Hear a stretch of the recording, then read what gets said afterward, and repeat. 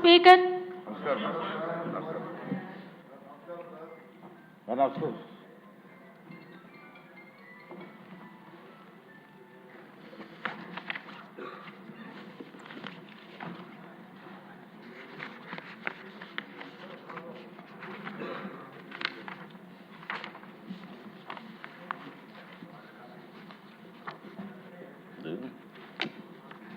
అందరికీ నమస్కారం అండి.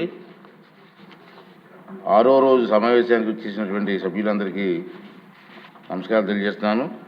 ఇప్పుడు క్వశ్చన్ అవర్ స్టార్ట్ చేద్దాం. ఫస్ట్ క్వశ్చన్ 1270 ఎడ్యుకేషన్ మినిస్టర్ గారు. అధ్యక్ష, మొదటి ప్రశ్నకి సమాధానం ప్రతిపాదన ప్రభుత్వం పరిశీలనలో ఉంది. రెండో ప్రశ్నకి సమాధానం అవునండి, అదనపు పోస్టుల మంజూరు కోసం ప్రతిపాదన అందాయి మరియు అవి ప్రభుత్వం పరిశీలనలో ఉన్నాయి. మూడో ప్రశ్నకి సమాధానం పనులు దశల వారీగా పూర్తి చేయటం అవుతుంది. రెడ్డి గారు. ధన్యవాదాలు అధ్యక్ష. రాష్ట్ర విభజన జరిగిన తర్వాత అధ్యక్ష, నవ్యాంధ్రప్రదేశ్కు తొలి ముఖ్యమంత్రిగా ఉన్న గౌరవనీయులు మన ముఖ్యమంత్రి వర్యులు నారా చంద్రబాబు నాయుడు గారు కర్నూలు నగరంలో సిల్వర్ జూబ్లీ గవర్నమెంట్ డిగ్రీ కాలేజ్ని, అలాగే KVR government degree college for women మరియు government degree college for men, ఈ 3 కాలేజీలను ఒకే గూటి కిందికి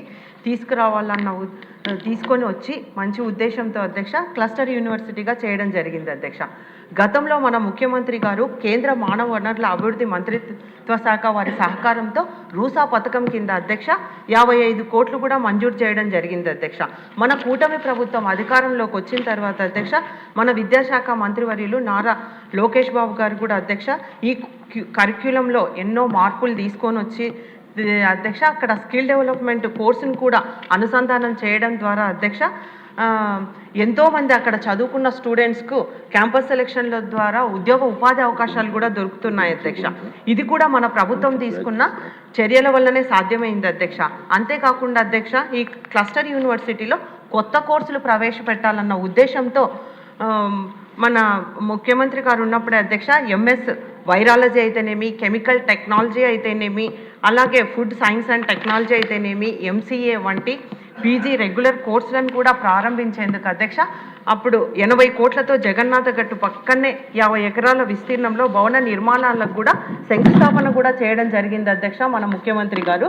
కానీ గత వైసీపీ ప్రభుత్వం ఉద్దేశపూర్వకంగానే అధ్యక్ష ఈ క్లస్టర్ యూనివర్సిటీని నిర్వీర్యం చేస్తున్నారు అధ్యక్ష. అందుకే అధ్యక్ష కూటమి ప్రభుత్వం అధికారంలోకి వచ్చిన తర్వాత అధ్యక్ష 20 కోట్లు పెండింగ్ బిల్లులను కూడా మన కాంట్రాక్టులకు పనులు కూడా చెల్లించి ఇచ్చారు అధ్యక్ష. కానీ కాంట్రాక్టర్ ఇంతవరకు పనులు కూడా మొదలు పెట్టలేదు అధ్యక్ష.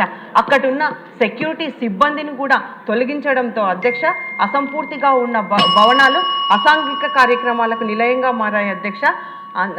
అంతేకాక ఇప్పటి వరకు ఖర్చు చేసిన 65 కోట్లు కూడా నిరుపయోగమైనాయి అధ్యక్ష. కావున నేను మంత్రి గారిని ఒకటే కోరుతా ఉన్నా, తక్షణమే అక్కడ భవన నిర్మాణాలకు కావాల్సిన నిధులు కేటాయించి క్లస్టర్ యూనివర్సిటీని పూర్తి స్థాయిలో ప్రారంభించేదాకా తగిన చర్యలు తీసుకోవాలని మీ ద్వారా మంత్రి గారిని కోరుతున్నాను అధ్యక్ష. ధన్యవాదాలు అధ్యక్ష. మేడం గారు చెప్పినట్లు 139 కోట్ల రూపాయలు శాంక్షన్ చేస్తాం జరిగింది అధ్యక్ష. దాంట్లో రూసా కింద 55 కోట్ల రూపాయలు ఖర్చు పెడతాం జరిగింది అధ్యక్ష. బ్యాలెన్స్ వర్క్ కూడా పూర్తి చేయాల్సిన అవసరం ఉంది అధ్యక్ష. అధ్యక్ష ప్రభుత్వ ఆలోచన ఒకటే అధ్యక్ష, ఏ కార్యక్రమం చేసినా అంటే పెట్టుబడులు తీసుకొచ్చినా కూడా ఒక క్లస్టర్ బేస్డ్ అప్రోచ్ అనేది తీసుకోవాల్సిన అవసరం ఉంది. ప్రధానంగా వర్టికల్ హారిజాంటల్ ఇంటిగ్రేషన్ అనేది అవసరం అధ్యక్ష.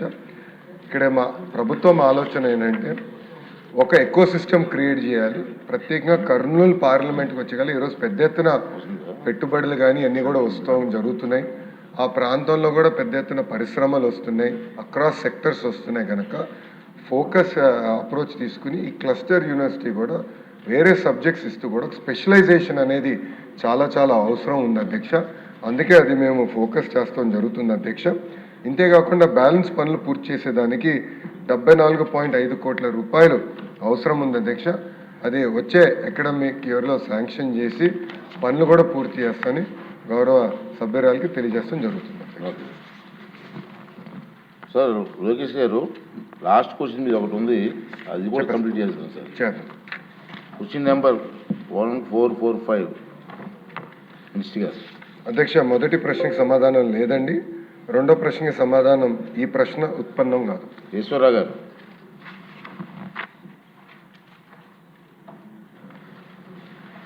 అధ్యక్ష,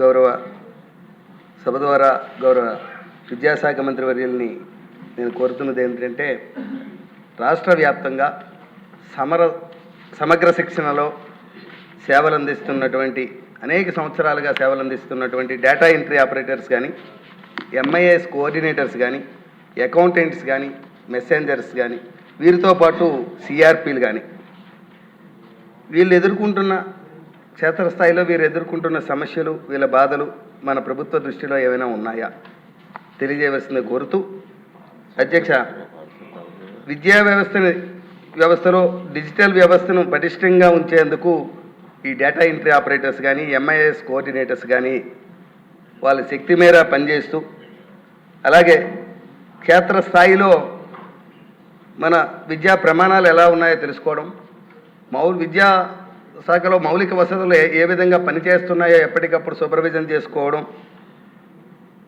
అదేవిధంగా యూనిఫామ్స్ కానీ, ప్రభుత్వం ఇస్తున్నటువంటి యూనిఫామ్స్ కానీ, బుక్స్ కానీ ఇవన్నీ పిల్లలకు సరిగా చేరుతున్నాయా లేదో చూసుకోవడం, డిజిటల్ మౌలిక సదుపాయాలకి బ్యాక్ బోన్గా ఉన్నటువంటి యూడిఐఎస్, డేటా నిర్వహణ, స్టూడెంట్స్ చైల్డ్ ఇన్ఫో పోర్టలు, ఇవన్నీ కూడా విద్యా వ్యవస్థలో అతి ముఖ్యమైన అంశాలు అధ్యక్ష.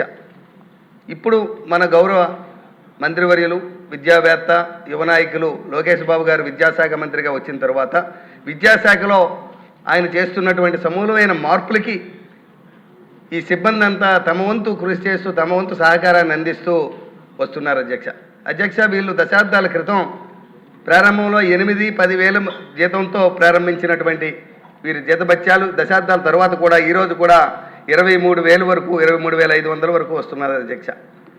అధ్యక్ష, పెరుగుతున్న ధరలు కానీ, ద్రవ్యోల్బణం కారణంగా కానీ వారు మెరుగైన జీవన విధానం, గౌరవమైన జీవితం జీవించడానికి ఈ జీతభత్యాలు చాడడం లేదన్నది వారి యొక్క అభ్యర్థన అధ్యక్ష. మన విద్యా వ్యవస్థలో పనిచేస్తున్నటువంటి ఇటువంటి సిబ్బందికి ఒక శాసనసభ్యుడిగానే కాకుండా ఒక అకాడమిషియన్గా కూడా నేను గౌరవ మంత్రివర్యులను కోరుతున్నాను, వీరి జీతభత్యాలు పెంచి అదే సమయంలో వీరికి రెగ్యులైజేషన్ కానీ, లేకపోతే కనీసమైనటువంటి ఈపీఎఫ్, ఈఎస్ఐ లేదా హెల్త్ కార్డులు ఇటువంటివైనా మంజూరు చేసి వారిని మనం గౌరవించవలసిందిగా మన బాధ్యతగా కోరుతూ విద్యాశాఖ మంత్రి గారిని మీ ద్వారా కోరుతున్నాను అధ్యక్ష. ఆర్ఎస్ఆర్ గారు.